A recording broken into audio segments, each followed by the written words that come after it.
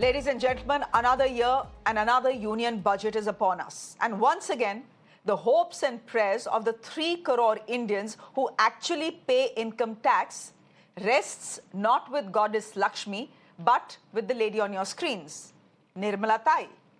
She will be presenting her 8th successive budget, and India's salaried class is expecting more than just a polite thank you for your taxes. It happened last to last time. The prevailing sentiment in India always has been that the so-called middle class, or to be precise, the salaried class, is used as the cash cow or the ATM to fund welfare schemes for the poor and fund political freebies for political parties, while the super rich continue to get away without paying their share in nation building. Today, at his customary address before the budget session commenced in Parliament, the Prime Minister invoked Ma Lakshmi. The desperate middle class saw this as a hint. Listen in. मैं मां लक्ष्मी से प्रार्थना करता हूं कि देश के हर गरीब एवं मध्यम वर्ग समुदाय पर मां लक्ष्मी की विशेष कृपा रहे।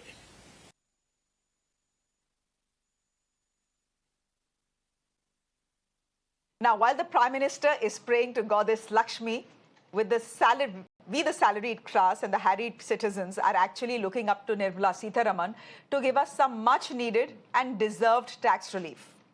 So we at Mirror Now have gone through all your responses and suggestions and come up with 7 specific proposals which we feel should be part of the Finance Minister's speech. First, the issue of standard deduction. Currently, the standard deduction is 50,000 rupees in the old tax regime and 75,000 in the new tax regime. What is the wish? The wish is for this to increase to at least 1 lakh across both regimes, that the standard deduction in this country should be 1 lakh, whether you're with the old scheme or the new scheme. Secondly, currently, the income tax rebate limit stands at 5% under the old tax regime and 7% under the new tax regime. It means that those earning less than 5 lakhs or 7 lakhs, depending on what regime you're in, pay 0 taxes. The wish is to increase the rebate limit to 10 lakh rupees for both regimes. Thirdly, a much-needed revision in the tax slabs, even at the upper end of the spectrum.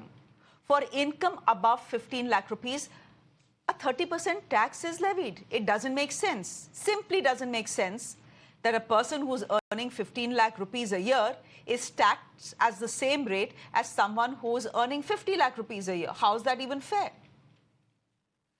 What is long overdue is a reduction in this rate to 20 or 25%. And an increase in the slab to an upper limit of 20 to 25 lakhs. Fourthly, it's mind-boggling that Section 80C exemption in the old tax regime has remained unchanged at 1.5 lakh rupees since 2014, more than 10 years. The wish here is to hike it to 2 lakh rupees or even 2.5 lakh rupees, given the fact that the world has changed immensely since 2014.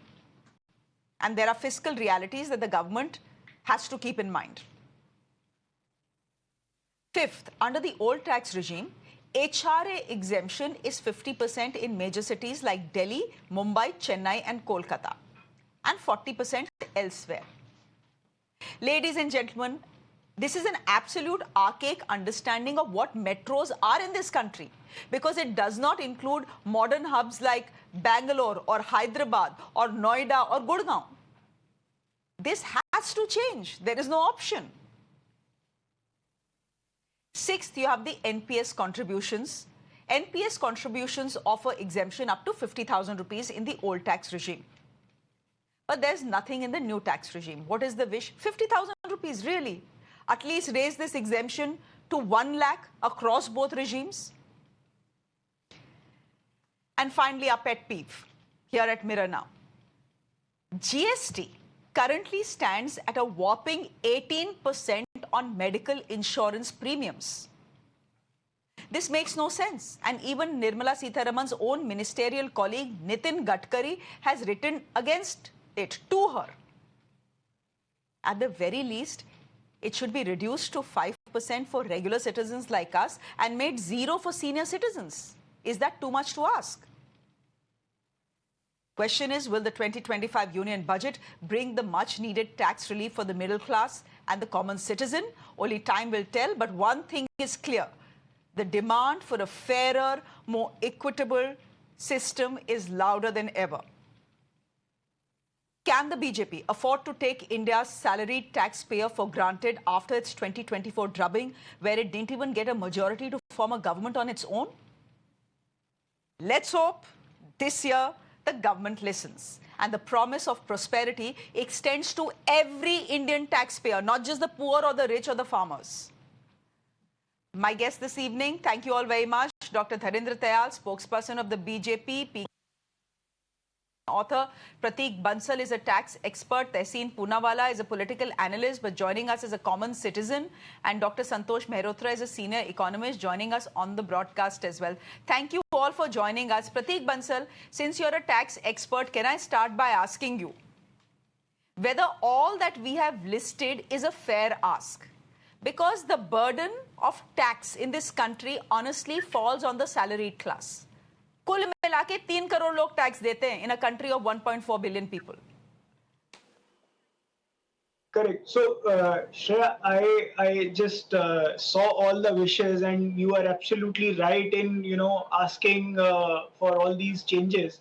And we all have been sort of facing this situation wherein the entire taxation burden ultimately falls on the middle class. But we also need to realistically see that in the last July budget, the FM made it very clear that they are going to overhaul the entire income tax, structure and the regime. That comprehensive review they were supposed to do within a period of 6 months. Now those 6 months obviously has expired. And in the last budget also, we saw very minimal or rather no changes in the old tax regime. They want to discourage the old tax regime. They want to move to the new tax regime because they are of the view, and probably rightly so, that the old tax regime is laden with lots of exemptions, deductions, and it's just too complicated for the common citizen. So they want to make it simpler for the common masses, so that people can sort of file their returns in a time-bound manner. Now, given that the government is promoting the new tax regime, there is very limited window wherein you can make the changes so as to pass on this benefit to the common public. There are only 3 things which you can realistically do in the new tax regime. One is that you have to sort of rejig the tax brackets, which we saw that right now the basic exemption which is there is at 3 lakhs and the highest is 15 lakhs. So that is something which they need to work upon. Second, the tax rates, like you mentioned, 30% they are charging above 15 lakhs. That needs to go away. Obviously, it can be brought it down to let's say 25% after 20 lakhs, because like you rightly mentioned, realistically in the today's situation, 15 lakhs is the bare minimum earning of a middle class family. So you cannot treat that 15 lakh person with a 75 lakhs person at par, right? So the third thing which you can obviously do, and which the government, I would expect the government to look at, is that at least they should introduce basic reasonable exemptions into the new tax regime. Because, for example, your health insurance, your housing loan, these are some things which are directly related to common masses. So I think these kind of basic exemption or deductions they should definitely bring into the new tax regime. Obviously, with the clear cut, The president today, I mean, of course, Modi ji has invoked, Tehseen, you want to come in. Modi ji has, of course, invoked Ma Lakshmi, but the president in her address has said that after this budget, the dream of the middle class of owning a home will come true as well. I don't know how that will, but to me, it's mind-boggling that anyone in this country who actually earns 15 lakh rupees is considered to be super rich and is paying a tax of 30%. I pay a tax of 30%, but even someone, I mean, that's 15 lakh rupees is barely enough to run a family. And especially in cities like Delhi, Mumbai, Gurugram, Noida, Pune, Bangalore, etc. So Shreya, thank you for having me on the show. And you're right. And the middle class, people like us, are one hospitalization away from bankruptcy. Correct. One hospitalization. Absolutely and you're correct. completely bankrupt. What we need to do is very simple. Let's not complicate it. The tax rates need to come down. Get more people in the tax net. As you said, 3 crore Indians pay direct tax. First thing, get more people in a tax net. And this is very easy to do with technology. If you see a new building in Mumbai or Gurugram or Noida, 100 crore apartments get sold out within minutes. But how many people are paying income tax? Direct tax, 3 crore people. How is that possible? Get more people in the tax net. That's the first thing you need to do. Increase your tax net. To increase your tax net, you need to get the tax rates down. Because the more you get the tax rate down, more people will come into the tax net, and therefore your collection will actually go up. So I actually have even a more radical suggestion. Just 4 slabs in income tax, higher exemption, 10 lakhs, 4 slabs, the highest being 25% in line with your corporate tax, nothing else. So obviously the middle class comes in the middle bracket and there is tax relief. Second, very important, along with the GST Council, where the government and the BJP in particular has a very heavy say, make GST 2 slabs, 5% and 12%. Roti, kapda, makan, 5%, everything else 12%, essentials at 0%. But for essentials at 0%, you must not have they must not be taxed on the raw material that they want to build. So GST reforms is a must that must happen. Third thing, all of this rubbish of long-term capital gain, short-term capital gain, you now actually have a long-term, short-term capital loss tax. For example, if you buy a car and you sell your car in a loss, they're charging you a GST on that. All of this must go. After Shreya pays her taxes or Tehseen pays his taxes, what they do with their money is their problem. So this tax terrorism that's going on in our country, this GST extortion must stop. You'll be surprised to know, Shreya, you know what is India the highest exporter of? India is the highest exporter of millionaire in dollar terms outside our country. This is a severe brain drain and a severe drain of resources. This must immediately stop. The only way to do that is by now telling the middle class that you are important. We are the ones who built this country. And the fourth thing that nobody's talking about is your tax reforms won't come in without the Web 3.0 tax reforms. So Web 3.0 is going to take your finance and your taxation ahead. We don't have a policy for AI fintech. We don't have a policy for blockchain. We don't have a even today we don't know, and the tax expert doesn't know whether crypto is legal or illegal. We don't have a policy. Unless you don't get an AI fintech and a policies for that, we are going to lose out to the rest of the world. We've seen China, we've seen the US, Europe, we are going to lose out. That is your must, and that must come in immediately. And by that I don't mean bots, I mean actual tax reforms and actual fintech-based policies that will enable Indians to democratize finance and to actually strike gold in the world market. PK Basu, I'm just getting you into this conversation. Tehseen, like many other people, is arguing that you need to broaden your tax base. Of course, you need to broaden your tax base. Because your tax base right now, and I'm quoting the figures that the government of India has put out, that in last year you had 8.09 crore people who filed ITRs. Usme se 5.9 crore reported a salary on which they had to pay zero income tax. यानी कि उन 5 करोड़ लोगों ने income tax pay ही नहीं किया. How many people paid income tax? 3 crore paid income tax. How do you broaden then the tax base? Salaries तो हमारी stagnate कर रही हैं. Inflation ऊपर है.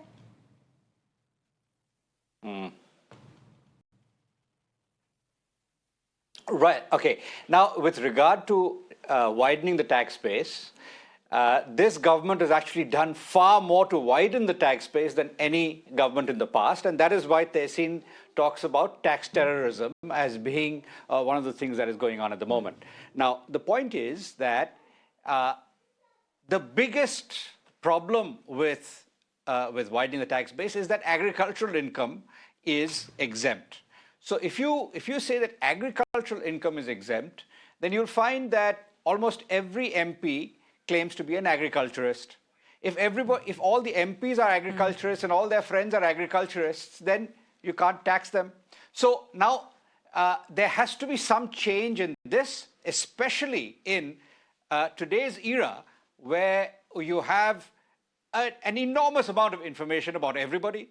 Everybody has an Aadhaar card, and therefore it is easy to track a lot of things that are happening in the economy, including the fact that those who claim to be agriculturists have lots of other types of income that surely are taxable.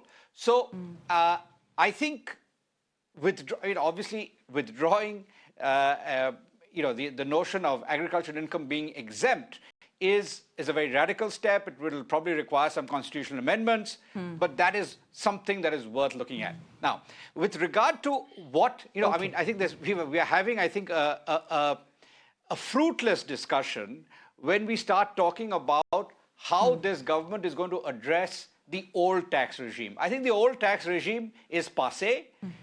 The government wants to move to the new tax regime. They want to simplify it. I tell you, having lived outside India for more than 30 years, when I came back to India and I did my taxes the first 2 years, I was absolutely shocked. It used to take me 3 or 4 days. I never, anywhere else in the world, I've never used a chartered accountant to do my taxes. I tried to do them here for the first 2 years, and I began to discover so many features of the tax code, 28 pages. It is the most complicated tax code in the world. I have paid taxes in Singapore, Malaysia, India, and the Philippines. Nowhere, and the United States, nowhere is the tax code as complicated, and nowhere is the tax form as complicated. So I have happily moved to the new tax regime. At least it is a little simpler. I don't have to know what 80cc is, what all these various sections are. And I can at least file it with the help of a chartered accountant simply. Now, the point is, so I don't think we can go back to the old tax regime. Mr. Basu, can I just ask you a cross question? The old tax regime is too complicated. There are Mr. far Basu, too then many exemptions. a cross question here. Yeah. A cross question here. I agree with you. Yeah. I didn't want the hassle of filing purchase and rent receipts and giving 20 certificates, which is why I have moved to the new tax regime as well last year. But the fact is I'm losing money. That anyone who is earning more than 25 lakh rupees, if you do the math, even in fact more than 20 lakh rupees, is losing money under the new tax regime. It's as simple as that. Which is why the old tax regime for the salaried middle class is not meaningless, sir. I understand that 71% have already migrated to the new tax regime. But there is a reason why the 30% haven't.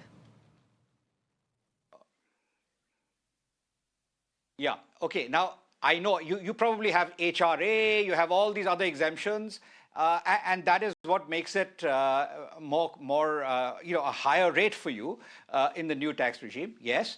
But the solution is not to go back to the old tax regime. The solution is to reduce the tax rates for the new tax regime and ensure that that for someone like you, the new tax regime is indeed much more attractive. Okay. Now, if you want to ask me what my wish list has, my main item on my wish list is nothing to do with taxes. It is to do with privatization. Remember 4 years ago, FM Nirmala Sitharaman talked about privatizing everything.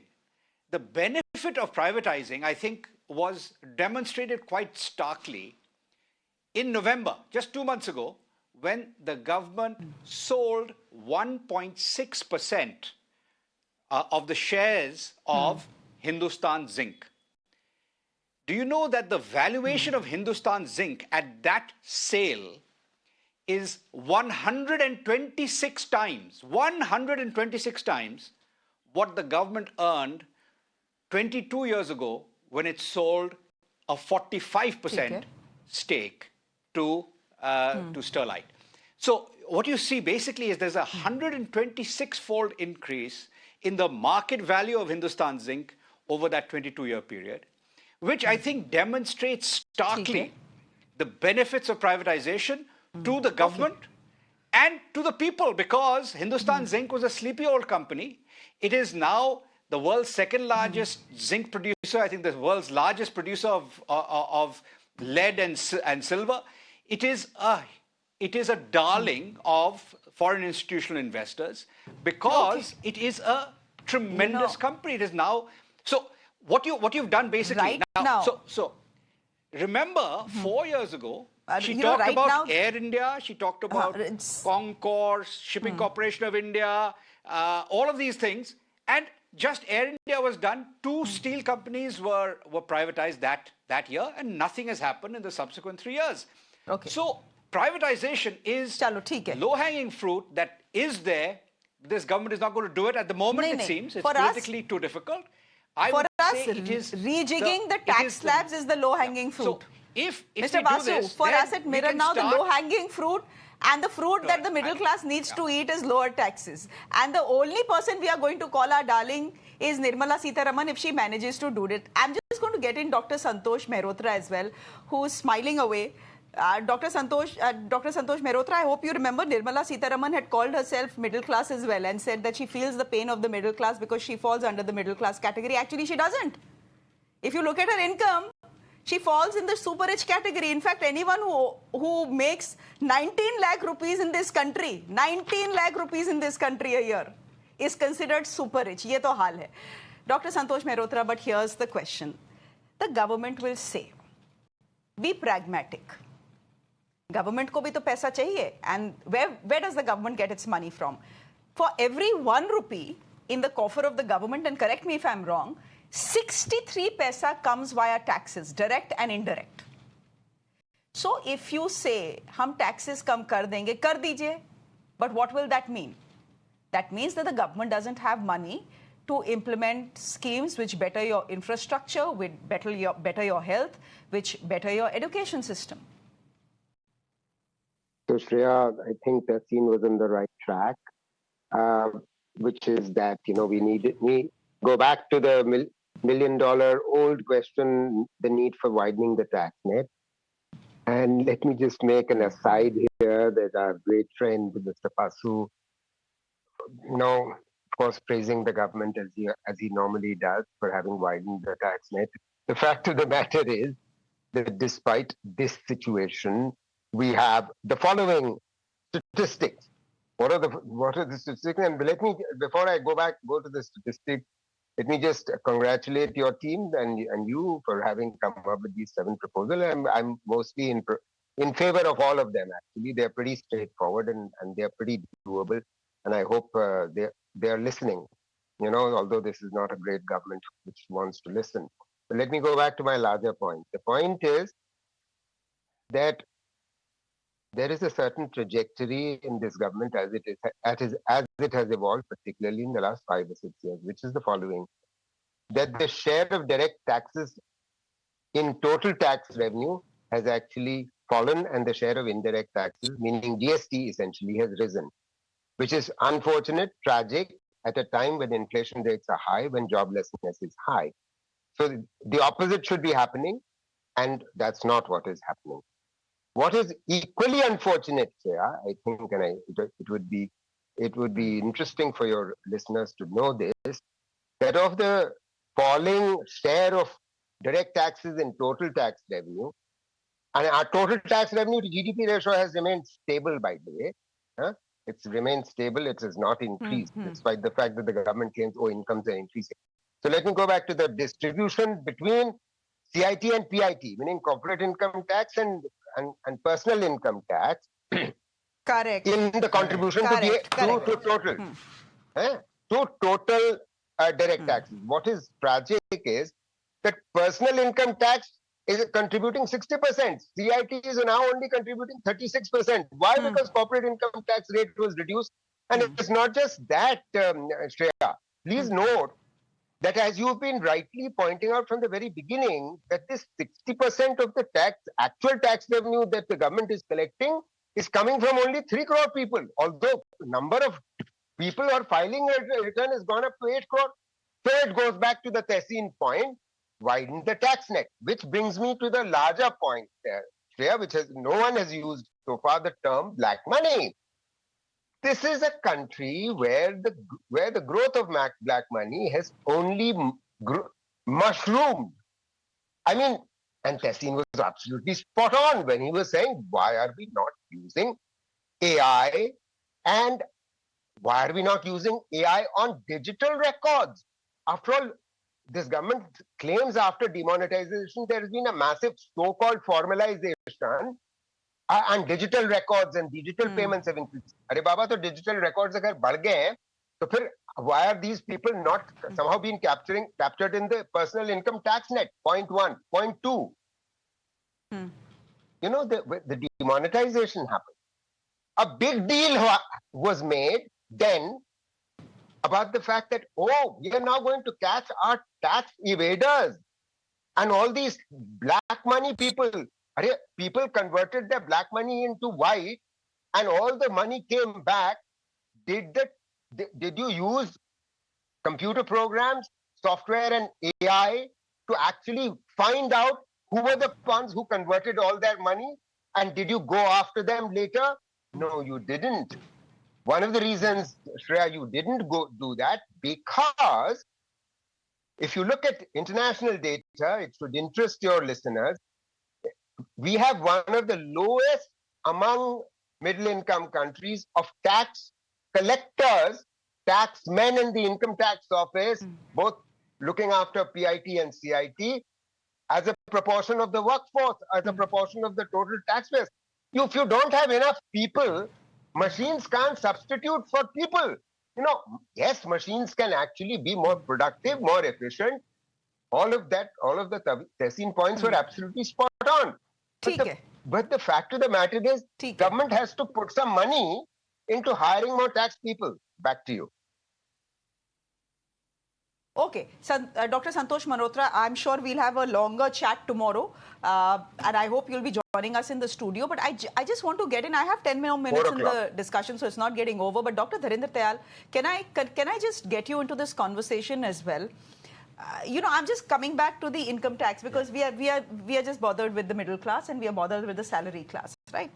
I want to ask, the backbone of this country. They are shouldering us, Mr. Malhotra, Mr. Which is why we are the ones who are shouldering. Yes, we are the ones who are also funding political freebies and welfare measures. And all there's a of that difference is between the because two. Of us. And the political class tends to conflate both of them. That's not true. Both are not the same. But Dr. Tayal, I just want to bring in here. You know, India's middle class, and you are also part of India's middle class, although I'm unsure how to describe the middle class because everyone has their own definitions. And to my mind, anyone who earns 10 lakh rupees and above is India's middle class. Okay. So, Dr. Dharinder Tayal, my simple question to you is this. If in 2019, the government of India could be very, very kind to the corporate world and bring down corporate tax from 30% to 22%, भाई middle class ने क्या बिगाड़ा है? हम काम करते हैं, मेहनत करते हैं, ईमानदारी से काम करते हैं, ईमानदारी से टैक्स पे करते हैं, and we are the ones who get ignored every time. We are the ones who get a thank you for your taxes, but आपको और कुछ नहीं मिलेगा. Every year this happens. Okay. So thank you, Shreya, for having me here. And yes, everybody has his own definition of middle class.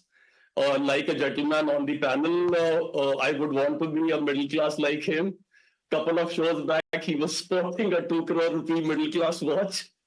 So I certainly want to be in the same middle class bracket. Who is this Tessin? So anyway. Are you talking about Tessin here? Tessin, show us your watch. I anybody. But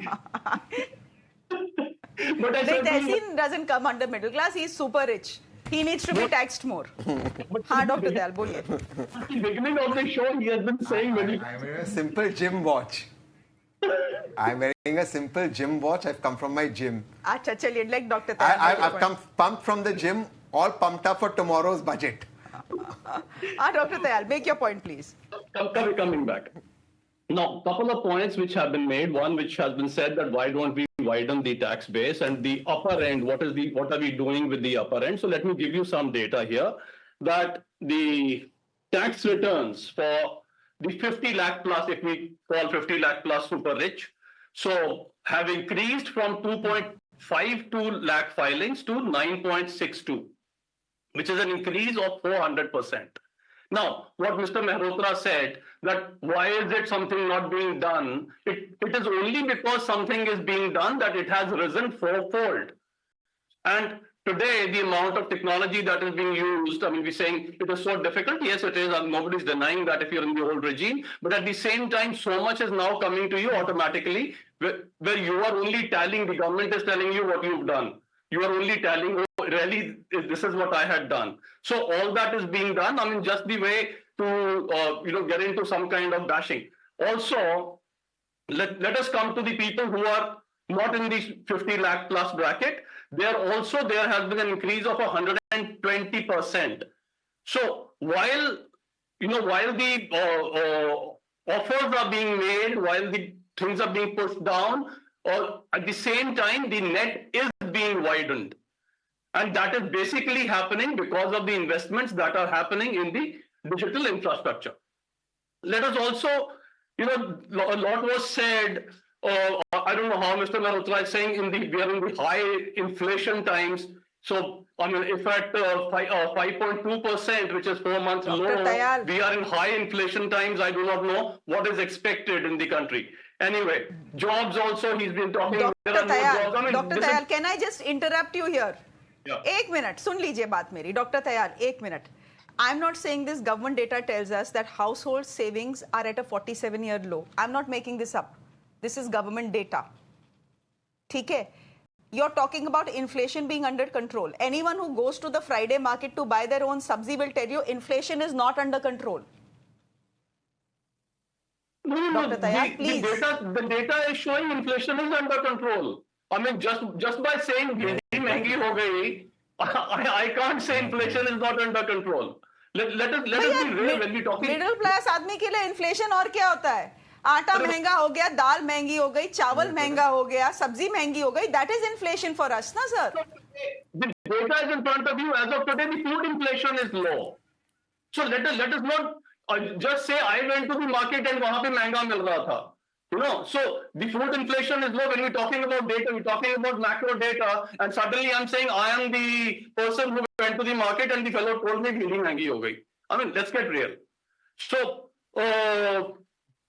coming back, one of the things which was said, I just want to give you some more data.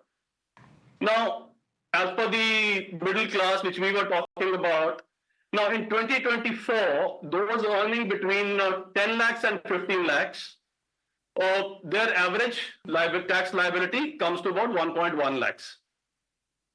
Now, at the UPA time, this would have been 2.3 lakhs. And if I adjust it for inflation, it would go to 4.2 lakhs. And I can give you this data for more tax slabs, which means there is actually, in real terms, you're talking about 60% less tax. And if you talk about the bracket, we're talking about somebody who is in the 7 lakh to 10 lakh bracket and pays an average about 43,000 rupees annually as the income tax, which is about 4 to 5% of the income, which is among the lowest in the world. So let us grant it to the government. Make a point, just one point. Dr. Tayal, I don't know what you're saying. I honestly don't even understand what you're saying. Are you telling me that in real terms I'm paying less income tax than I was paying 10 years ago? No, I mean, a person who is earning 50 lakh rupees is actually only getting 25 lakhs realistically in the bank account after paying taxes and indirect taxes, huh? Just one point. I think the BJP spokesperson, sir, Dr. Saab, may I just correct you? The government's own economic survey, their own economic survey shows retail food inflation at 8.8%. Their own economic survey saying, okay, and now you have to hear this. Because obviously the rise in certain fruits and vegetables, spike in fruits and vegetable prices, etc. Now the vegetable and oil prices. So 1 second, what the government has done, how does the government headline manage? They've reduced the weightage to only 8%. Actually, आप दाल ज़्यादा लेते हो, तेल ज़्यादा लेते हो, उसका उन्होंने weightage कम कर दिया to bring inflation numbers down. This is how this government does. आदमी, गरीब आदमी, middle class आदमी क्या लेते हैं? दाल, तेल. Actually, the prices have gone up, and to compensate and show inflation has gone down, so this point can be made on mirror now. They've reduced the weightage in the basket. This is how this government does economics. It's called Jugaad economics. Mr. Mehrotra, would you want to just come in here? I have exactly 40 seconds left, but I do want an economist. मैं तो हूँ नहीं economist, but एक minute, मैं तो हूँ नहीं economist, but Dr. Tayal has made. Oh, come on. Arey, Dr. Tayal, kal bhi hai. We have all of tomorrow. I just want to get a response to what you have said, because I don't seem to agree with you, but then I'm not an economist. Mr. Mehrotra, Dr. Tayal seems to be suggesting that if you look in real terms, we are actually paying 60% tax less than what we were 10 years ago. कि इतना tax burden है नहीं जितना आप लोग बोल रहे हैं. And that we are paying the lowest taxes anywhere in the world. My counter would be, am I getting the services that are equivalent to, say, a Sweden or a Finland or maybe even a United States of America? But anyhow, 20 seconds for you to respond. No, I think your question is a legitimate question, and I think he is actually misleading. I mean, Jugaad economics is a very mild term for us to use for the kind of economics and economists that this government is full of. Let me just stop there. Okay, we'll leave it there because I'm sure this discussion is going to continue tomorrow as well. Dr. Tayal, kal baat karenge. We have more to talk about. Thank you very much. Mr. Mehrotra, thank you very much for joining us as well. PK Basu, good to have you on the show. Let's see if the government can actually bite the bullet and tax agriculturists as well. Farmers, rich farmers as well. That will be quite something. Thank you very much, Mr. Basu. See you tomorrow. Prateek Bansal, thank you very much. And Tehseen, always good to have you on the show. Thank you. On that note, ladies and gentlemen, a quick break. There's more up next. Do stay with us.